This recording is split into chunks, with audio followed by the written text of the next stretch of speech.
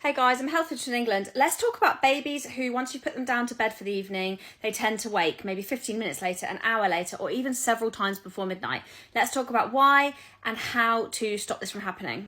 So before I get into hints and tips on how to help preventing this, it's called false starts.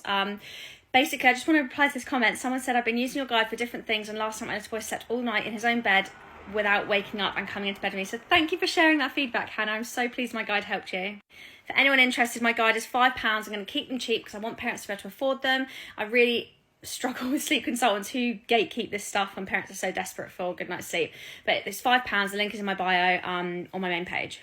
Now, let's talk about false starts. Now, false starts are basically where your baby has treated that initial sleep as a nap, and this tends to be they haven't built enough sleep pressure up. So you need to view sleep pressure like a tank, and it needs to be empty. It needs to be depleted before they go back to sleep to recharge.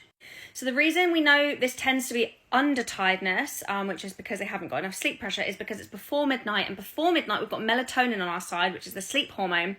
So if they're waking pre-midnight, they're just not tired enough, even with that hormone on their side. So my hints and tips with false starts are basically they're either getting too much day sleep or their gap before their last nap and to bedtime is too short.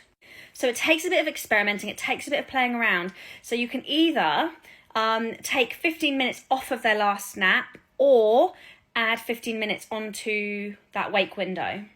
So they wake up, say, 2 p.m, say they're over 6 months. I'd be looking for a 4-hour nap gap from that last nap to bedtime, and say that they're waking up at 3 p.m, say.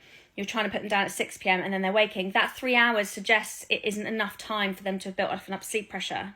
If you're struggling with your little one staying awake for longer, you can either just extend it by 15 minutes, decrease that nap by 15 minutes, they're now waking at 2:45 instead, and you can tweak with those 15 minutes because that's how simple it can be.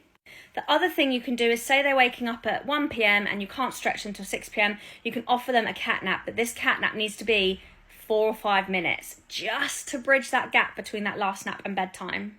So it's all about tweaking, it's all about playing around, but take a look at my sleep guide, and I'm getting a lot of positive feedback, so thank you so much. Please keep the comments on how it's helping you coming. Thank you.